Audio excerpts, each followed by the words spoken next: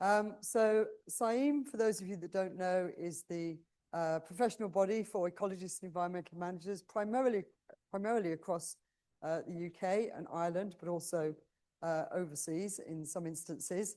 Nice to see some of our members in the audience today and also hopefully online. Some of what I'm going to say to you today, I apologize, it may be very familiar to some of you, but I suspect it will be quite new to a number of you as well. So we have about 9,000 members, just over 9,000, working across sectors. So working for NGOs, environmental charities, in the private sector, in consultancy, working in industry, working for statutory nature conservation bodies, working for local authorities, working in academia. So quite a broad brush. And I think one of our strengths as an organisation is we can bring all those different perspectives together. Of those members, approximately 70% are ecological and environmental management consultants, and that's what I'm going to talk about today, because I've only got 15 minutes, and I suspect that's primarily what Bill wants me to talk about. About 50% of those are sole traders or micro businesses. But I would say 90% of them regularly use empirical or synthesized evidence. Actually, only 2 of those 4 statements are based on sound evidence. I know exactly how many members we've got because we've got a lovely database that tells me all of that. And I also have good evidence to show that 90% regularly use empirical or synthesized evidence. What they don't necessarily do is use good evidence or the best available evidence. 70% consultancies, they're probably a good guess, but we don't actually ask people who they work for, and they move around all the time anyway, so you have to keep track of them. And we know from the size of the number of emails per organisation, roughly how many might work for very small businesses or be sole traders, but I can't say with any accuracy. But if you say something confidently enough, people often believe you, so that's what I've learned in life. So in terms of embedding evidence use in environmental consultancy, we're not doing it very well, but I'm going to try and explain why and what we might need to do it better. The life of a consultant ecologist is generally not always a happy one. It's pressure. It is constant pressure. We used to talk about pressure during the survey season and then being a bit quieter over winter. That doesn't really happen now. But you're everybody's whipping boy to some extent. You've got survey windows, specific survey windows for carrying out survey work, which you've got to strictly adhere to. And there's too much work to be done during those survey windows. And often the things you're trying to survey are keeping very unsocial hours. So you have to keep unsocial hours as well. And then spend the daytime writing up your reports. Otherwise, you have the client screaming down the phone at you in one ear. You have your manager or your employer screaming at you in the other ear. Down the other ear. You've got policy changing happening all around you, which requires retraining and learning new skills and doing things in a different way. Local communities often think you are on the side of a developer in relation to a development, and therefore you're the enemy, and they'll do everything they can to show that your work isn't good enough and complain about you. And then you've also got to adhere to strict licensing requirements in order to get your survey license with protected species or your mitigation license to carry out mitigation on behalf of the developer. It can be quite miserable, to be honest.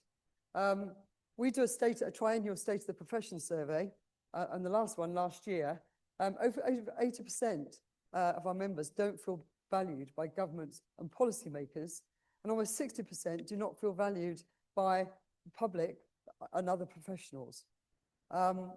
And there's limited time. It really is a very pressured lifestyle, and there's limited time opportunity to test any new ideas or solutions. So consequently, morale in the sector is low.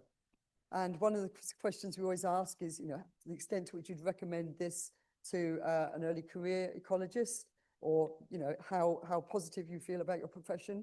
And those numbers are creeping down every time we do that survey. Sorry, and just to mention, people coming into the profession, they've done their ecology degree, they've done the conservation degree, they're getting their first job, they want to change the world. And in a few years of this, they're just leaving the sector altogether because it's not what they really wanted to be. It's not what they thought they would want to be doing. So we need to change that, and we are trying to change that. But one of the things that guides what environmental consultants do are the rules around protected species. Protected species standing advice is produced by statutory nature conservation bodies in the UK. It's available on the website. It's very high level. It's intended for developers. It's intended for the general public. It's intended for local authorities. It's intended to some extent also for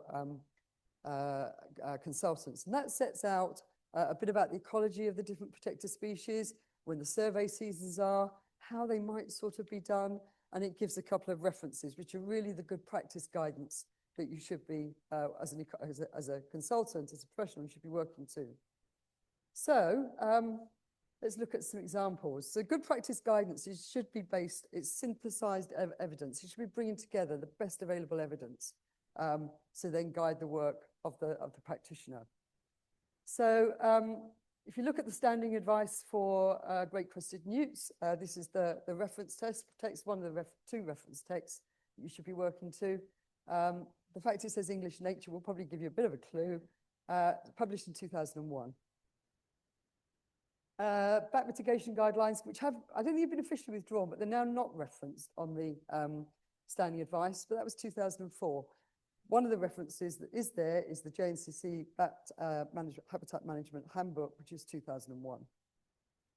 Habitafauna's Workers Manual, 2004, 2011. So a lot's changed. We know a lot more about these species and their needs and how to better protect them than the guidance that we're requiring people to work towards.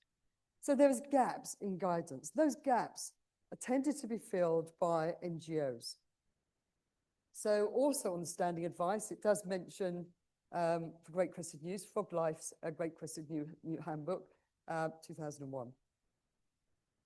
Sorry about the bad image, reptile habitat management, 2010, getting better, 2016, getting a lot better, 2023, even better, 2025, bat mitigation guidelines, 2025. In fact, these are version 1.2. We published version 1.1 in 2023, so we've already updated it in 2 years. Now, we never wanted to publish bat mitigation guidelines. That's not what we do. We publish guidelines in relation to the process.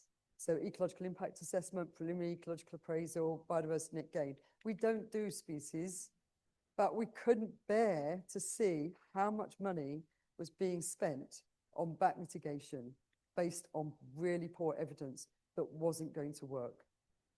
And nobody else was able to produce that guidance. But we didn't have the money to produce it properly either. So it took us 6 years, huge amount of volunteer effort, some stonking volunteers that gave a lot of their time, their personal time, to get it over the line.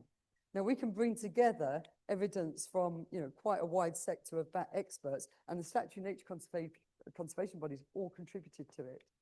But of course, once you produce guidance, I feel you have a responsibility to keep it up to date.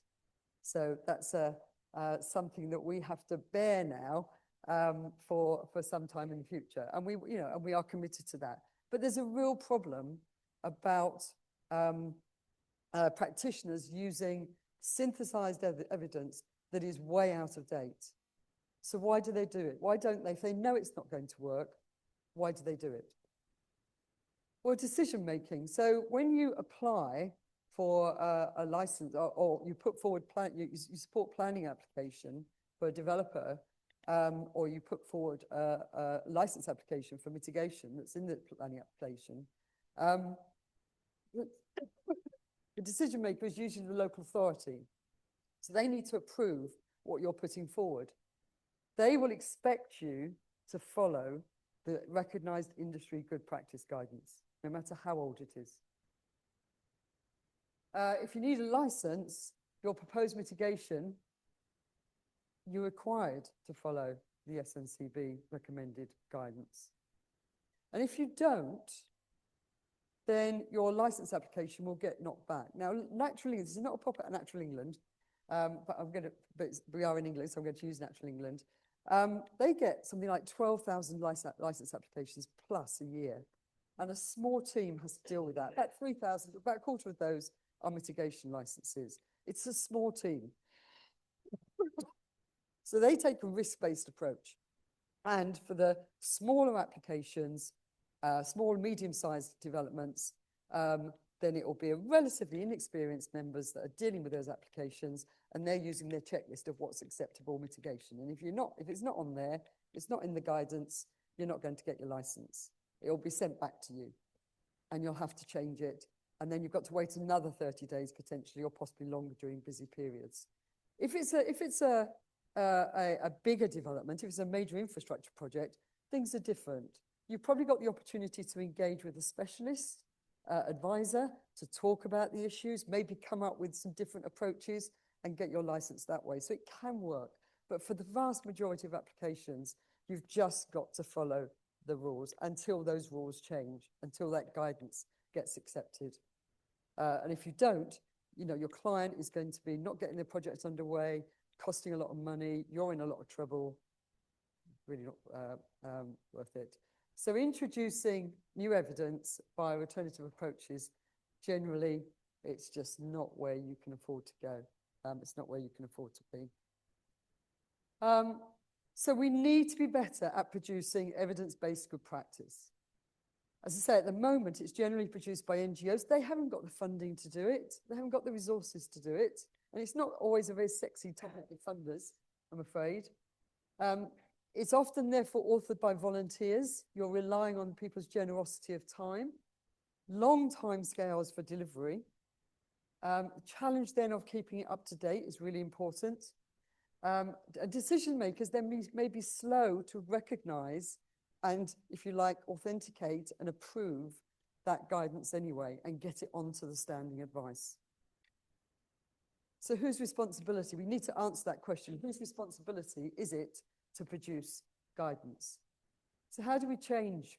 In my view, we do need to find ways to publish up-to-date evidence-based guidance. We need to just be smarter at it. We do need to better fund, train and support decision makers, whether that be local authority, ecologists and planners, whether that be statutory nature conservation bodies who are making these licensing decisions. They are very, very overstretched and they need to have more support and resources. And we need to enforce monitoring requirements and sharing. Don't start me on monitoring and sharing of data, because that's a whole nother talk on another day. But there's very little monitoring and sharing of data that goes on, and that's hugely wasted. Thank you. We also need to support experimentation based on sound judgment. We need to encourage a risk-based approach in looking for evidence.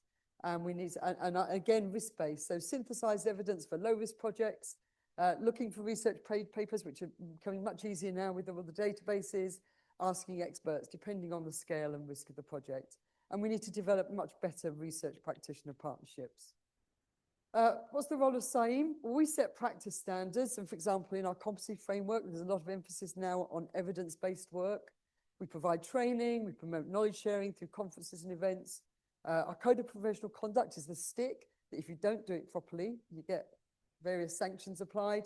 But it can also support career progression, the carrot. If you can show you evidence-based practice, you can move up your career progression. We also do produce guidance. And for example, we've just recently produced a series of habitat restoration guidance, and we're about to produce the more specific ones as well. And we will keep them up to date, because we don't want that. We want, through evidence-based decision-making and more respect for the professional judgment of ecologists who are demonstrating that they're competent, we want that. And that's what I'd like to see. Thank you very much.